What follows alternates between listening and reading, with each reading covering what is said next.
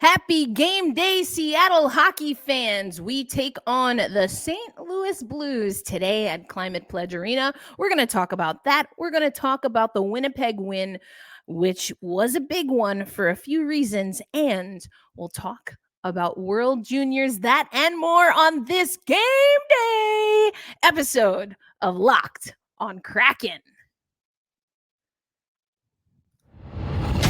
You are Locked on Kraken, your daily podcast on the Seattle Kraken, part of the Locked On Podcast Network, your team every day. We are the Seattle Kraken.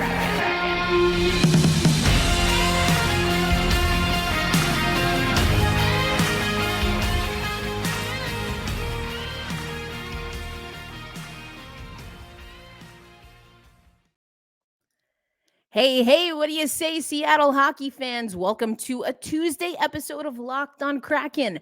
I'm your host, Erica L. Ayala. Thank you, as always, for making Locked on Kraken a part of your daily routine. I'm sorry I missed you yesterday. I actually got stranded in St. Louis. I thought about staying, but had to come home, get home for the holidays. I will not be traveling for the rest of the year, so I'm super excited about that.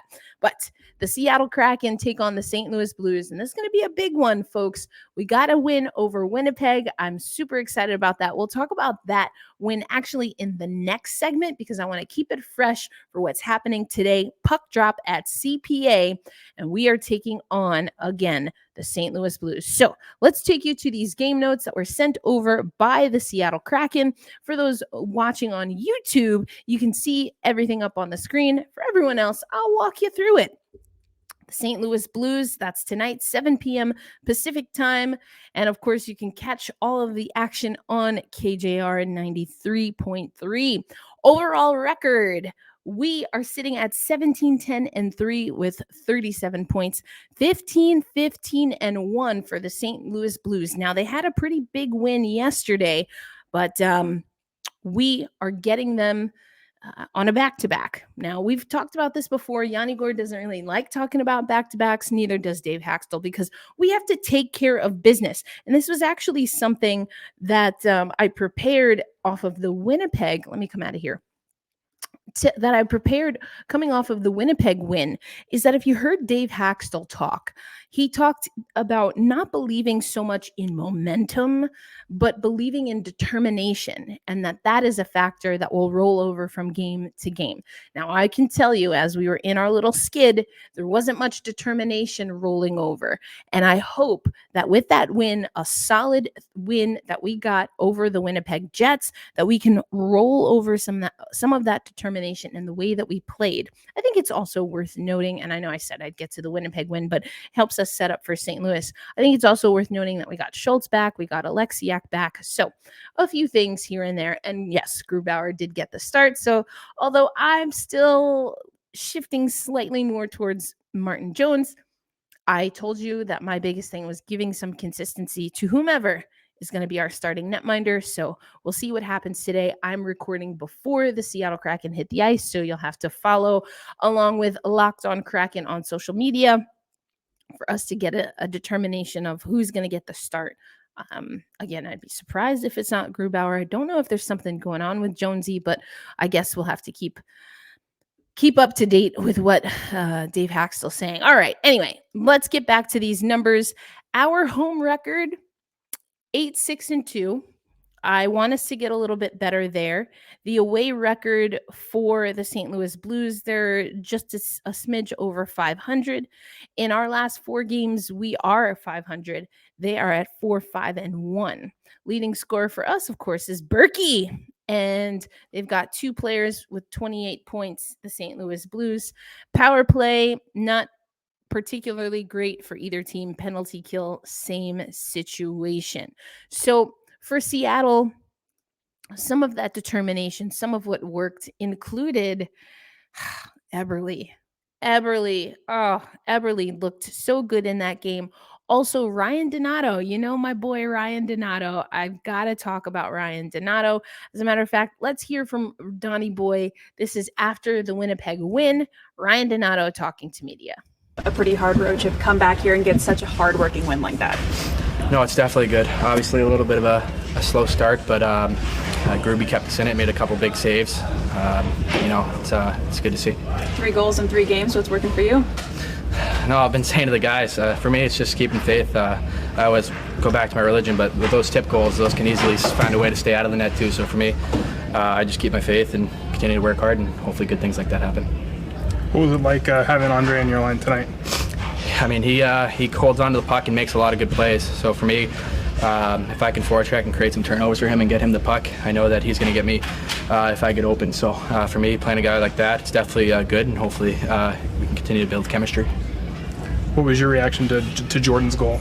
It was disgusting. I always joke with him about his backhander, but with that, it's hard to give him a hard time about it. That was a pretty nice backhand for sure.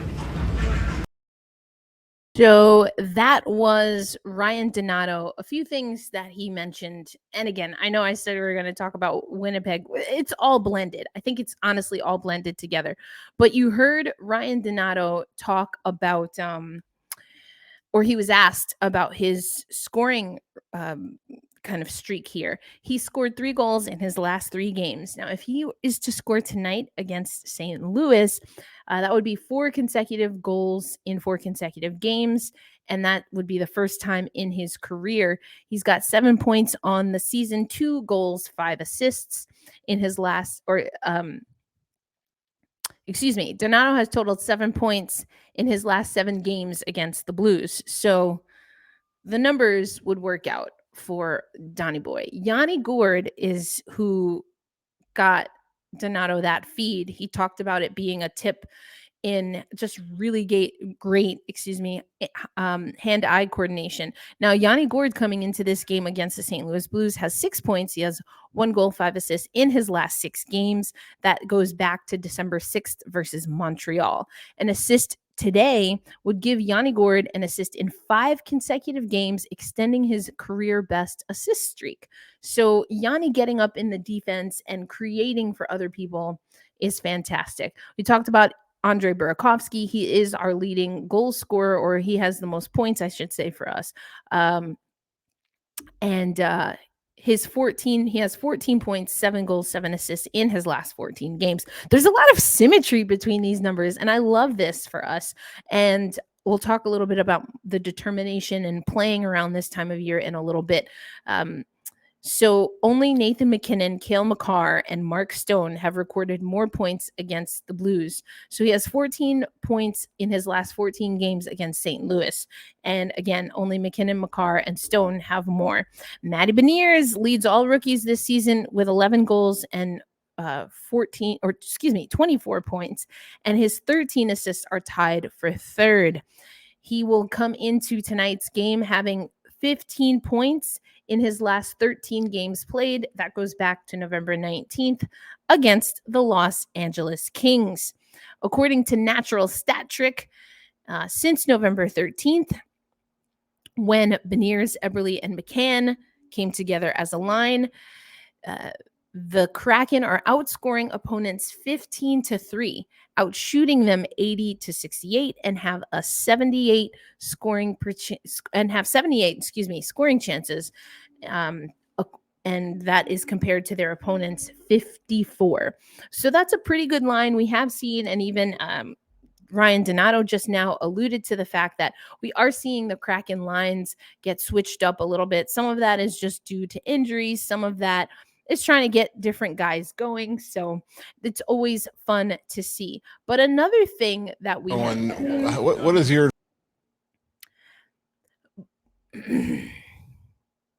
But another thing that we have seen is Jordan Eberle just really crush it. And coming up next on Locked On Kraken, we're going to hear from Jordan Eberle after the win against Winnipeg. Now, he's going to talk about a few things, including, of course, World Juniors. But we're also going to talk about an article from the Seattle Times talking about his backhander. You heard Ryan Donato say that it's absolutely filthy. So we're going to talk about backhanders through the eyes, of course, of our guy, Eberle. This episode of Locked On Kraken is brought to you by BetOnline. BetOnline.net is your number one source for sports betting info, stats, news, and analysis. You can get the latest odds and trends for every professional and amateur league out there. From pro football to the College Bowl to, of course, the National Hockey League, we've got it all on BetOnline.net. If you love sports podcasts, which of course you do, you're listening to Locked On Kraken on the Locked On Network, baby. You can find those on BetOnline as well. BetOnline is always the fastest and easiest way to get your betting info. You can head to the website by using your mobile device, your laptop, your desktop, whatever you got. That's because BetOnline is where the game starts. Thank you, as always, for making Locked On Kraken part of your daily routine. I am your host, Erica L. Ayala. Now, in the first segment, I kind of did a modge-podge of talking about the Winnipeg game and the St. Louis game. The Winnipeg win was huge. As I mentioned, Dave Hakstol mentioned in his, as I talked about in the first segment, Dave Hakstol mentioned that he doesn't really believe in momentum carrying over from game to game, but that determination does. And what I loved about his comments in the last couple of days is also that Dave Hakstol is not really buying into the hype of the Seattle Kraken, kind of following trends in the NHL regarding scoring. I should say it like this. He's aware of those trends and there are reasons for those trends, but for the Seattle Kraken, and I love that he said this, he felt that wins against Winnipeg, those 1-goal games, those are the kind of games that this team is going to have to win. And I could not agree with him more. We talked about this on the podcast before. We need big time wins. We need to win close games. This is what the next phase, the evolution of the Seattle Kraken is going to be like. For us, we really got to push the envelope. And that's why coming into tonight, I want to see a big win for this Seattle Kraken team. You have to play teams that are in kind of your weight category. And if we look league-wide overall, and we're looking at the standings, we see that the Seattle Kraken have slid a little. I mean, we have some losses, so that's not surprising. We've slid down to 15. So getting wins against Washington was huge. We've got the Islanders that will be coming up. We've played Colorado pretty well. So just from 10 to 20 right now is Pittsburgh. We know how we've played against them. LA, Minnesota, the Islanders, the Caps, Seattle at 15, Colorado Avalanche at 16, the Edmonton Oilers at 17, Buffalo at 18, 19 is Calgary, and 20, Florida. So that's kind of who league-wide we're looking at. If you look at the conference and where the Seattle Kraken are, and again, that losing skid didn't do us any favors, but if you look at the Western Conference, the Seattle Kraken are 6th. We're right ahead of Colorado, Edmonton, Calgary, and St. Louis. So that's 7 through 10. We're at 6. So St. Louis is behind us in the Western Conference standings. I want to see us play well against this team. The St. Louis Blues have a minus 15 goal differential. We're sitting at a plus 7. So I want to see the offense get going against this team. And then if we look at, now this made me chuckle because I'll show you in a minute, but we, of course, at Locked On NHL, or the Locked On NHL portion of the Locked On Podcast Network, we did our big, bad, bold predictions for the division. And let's just say the division is nothing. It looks nothing like what we thought. Right now in the division, I'll read off 1 through 8 to you. Vegas at 1, the LA Kings at 2, the Seattle Kraken at 3, Edmonton at 4, Calgary at 5, Vancouver at 6, San Jose Sharks at 7, and Anaheim at 8. If you're watching on YouTube, I'm going to pull this up for you. Now, you're probably hysterically laughing because the Pacific Division rankings, post-draft, and free agency are nothing like what we see. Well, the Sharks are still pretty much down there, but we had, as a collective network, voted Edmonton at 1, Calgary at 2, the Kings at 3, the Canucks at 4, The Vegas Golden Knights at 5. They've led the division since the puck dropped on the season. Anaheim at 6, the Seattle Kraken at 7, and the San Jose Sharks at 8. Now, I told you I thought it would be great if Seattle was vying for that 5 spot. I did not know that we'd be holding on to like the 2-3 position. This is amazing. What's it going to take for us to keep that? It's going to take that determination. It's going to take feeling comfortable winning these 1-goal games and a little bit of skill. And that's where Eberle comes into play. We're going to get into his thoughts on World Juniors coming up in just a bit. But this is a story that I saw by Jeff Baker. It's entitled, Why Kraken's Jordan Eberle is Among the NHL's Better Backhand Goal Scorers. And he was actually, if you listen to the audio from postgame, he's talking about the stick blade and the different curvatures and stuff like that. And so this is what he had to say regarding his stick blade.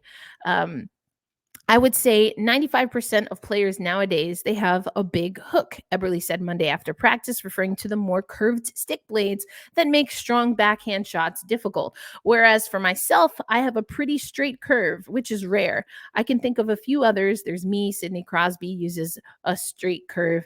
There are minimal guys in the league that use a straight curve now. So it's something about the physics, the dynamics that makes it great. And if you didn't see this backhander, it's absolutely beautiful. And not only is it a backhander, so if I'm Eberle, he's getting the puck, he's receiving the puck from behind him. There's a defender right behind him. Instead of going and switching this way and then going into the puck, which you wouldn't want to do with a defender right on your back, he not only is able to get that on his backhand, so then he's protecting the puck from the defender that's right there. Because if this is the puck and this is his blade, that could easily be poked away. So he's letting the puck come to him, and then he puts his blade here, and that's where the backhand motion comes in. And so they called it like a spinorama, I think, on NHL. So he lets the puck come, he's protecting it the whole way, and then he has enough strength and skill to, once he starts getting here, he's teeing himself up. I know some of you listening on audio, you probably are like, what is she doing? I'm literally reenacting Jordan Eberle's goal from the other day, our first goal against Winnipeg. So he's using his body now as a shield. There's a defender behind him. The puck is protected on his blade because he's going for that backhand. So it's going to be extremely difficult for the defender behind him, now that he's using his shoulders to shield. It's going to be very difficult for them to poke that away. And all the more reason why, as he's coming into the backhand motion, he's got to get that backhander off pretty quickly, so that now, as the puck is exposed to the defender who could easily poke it away, now that we're on the other side of his body, he lifts the puck and shoots it into the goal. As Ryan Donato said, filthy. I mean, I know that y'all who listen to the show a lot know that I love defense, but that type of play is my favorite kind of offense, because it shows how you can use your body and manipulate space to create an opportunity. It's fantastic. So anyway, read that article. If you didn't watch my reenactment on YouTube, I think you should watch it, right? I mean, leave a comment, like, how great was that? I honestly, you don't have to comment if you thought it was bad. No, I have fun with that stuff. And Blake Bolden is doing this. First of all, love Blake Bolden. We all know that. It should be established.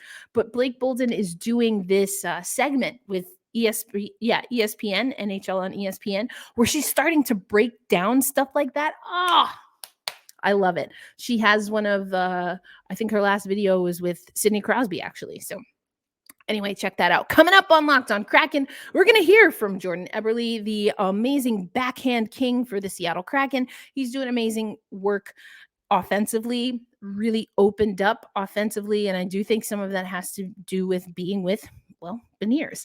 Anyway, we're going to hear from him on World Juniors because our own Shane Wright was named captain, not alternate captain. He is the captain of Team Canada. We're going to talk about that. You'll get a quote from Shane Wright. You'll hear what Eberle had to say about his World Juniors experience, and then I'll let you know how you can watch. So Team Canada and a lot of the other teams, they had pre-tournament games, and there'll be some later this week that will be carried on network TV. That's what's coming up on Locked On Kraken.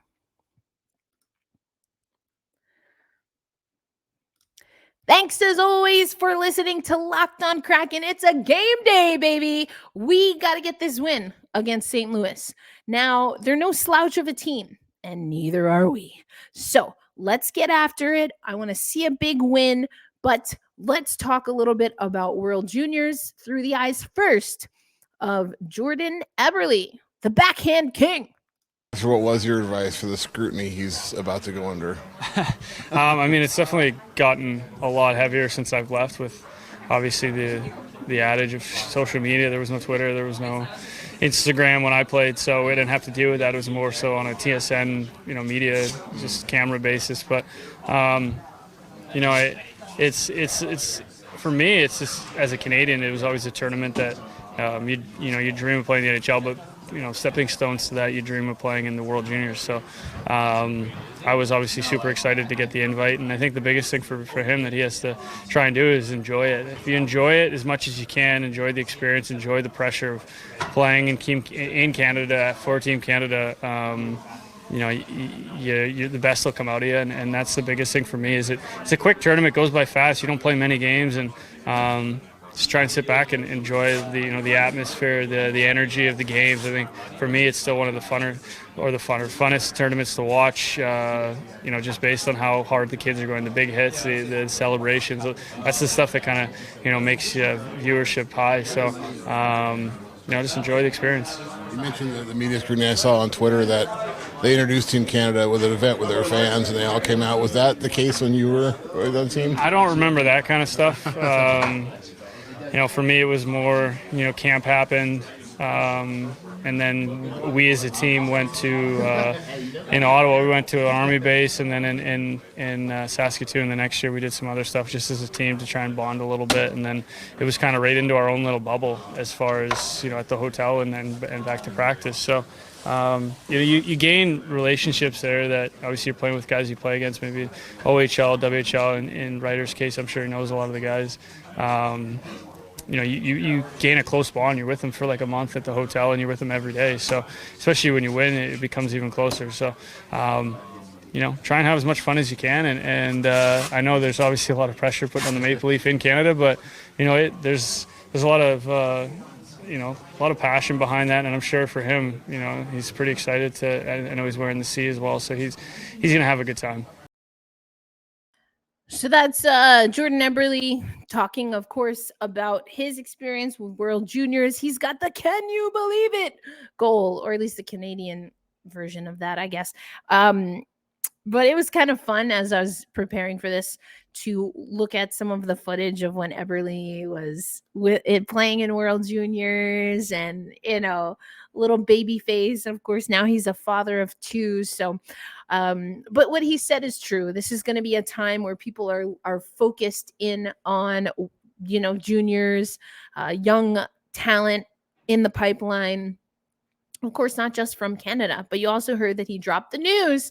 Shane Wright to captain Team Canada at the 2023 IIHF World Junior Championships. Now, everything will get started officially on Boxing Day. As many Canadians know, that's December 26th. I know it as the first day of Kwanzaa. Oh, as a matter of fact, happy third day of Hanukkah for those who celebrate. I didn't mention that at the top of the show.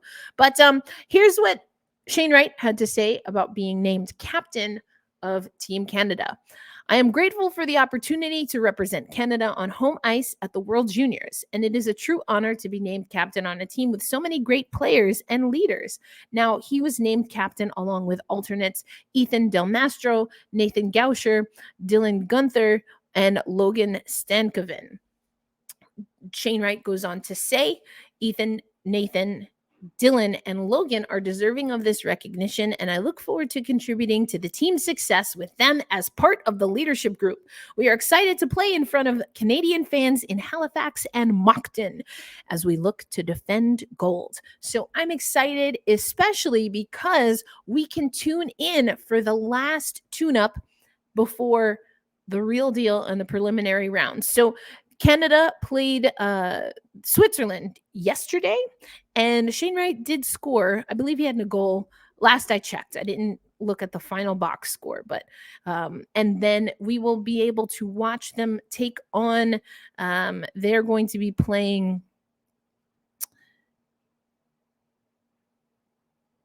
I believe they're playing Slovakia, but these games, or I should say that the NHL Network announced that there will be exclusive 2023 IIHF World Junior Championships coverage, and there will also be on-site coverage of the Winter Classic. Okay, we kind of figured that last one. I don't know why they put these together. That's weird. Anyway, as far as what we can watch for World Juniors, so the pre-competition games, USA versus Sweden at 2 p.m. Eastern on Wednesday, and then yes, Canada versus Slovakia pre-competition. That's going to be 6:30 p.m. Eastern time on NHL Network. And the final pre-competition match that NHL Network is holding, is Switzerland versus Sweden. That's at 2 p.m. on Friday, December 23rd. 2 p.m. Eastern. Canada's first game is against Czechia on Boxing Day, as I mentioned, Monday, December 26th at 6:30 p.m. Eastern time. If you're looking for the United States, they're playing Latvia at 4 p.m. Eastern Standard Time. Then the USA and Canada both play on Wednesday, December 8th. USA taking on Slovakia and Canada taking on Germany. That's again at 4 p.m., 6:30 p.m. Eastern Time. And it goes on and on. I will make sure to keep you updated. I will be right here with you throughout the holidays. I took yesterday off and I had a day off last week. So we are here 5 days a week. And, we'll have a few fun things that we'll do as we get ready for the holidays. Again, Hanukkah has started. Kwanzaa starts when World Junior starts. And of course, Christmas is December 25th. That's our show, folks. We got to get ready for game day. Like I said, I recorded before morning skate, so we don't know who's going to start in net. I kind of hope it's Philip Grubauer, just again, for that consistency. I think there is time for us to see that tandem, and we will see it, but let's give Gruby some reps. He was at an 8.82 save percentage against Winnipeg. A lot of the guys felt he played really, really solid. And again, I think Jonesy was losing steam a little bit. He put in a higher workload than I think anyone thought he was going to when we signed him. So I'm okay with this for now. We'll see what happens down the road. You know what we say, especially on a game day. We hold fast, we stay true, and let's go Kraken. Happy game day. Be kind to yourself and to each other. I will catch you on social media when we get some of the updates for today's game, and of course with my post-game reactions. And then of course we'll talk about it all tomorrow on Wednesday's episode of Locked On Kraken. Peace.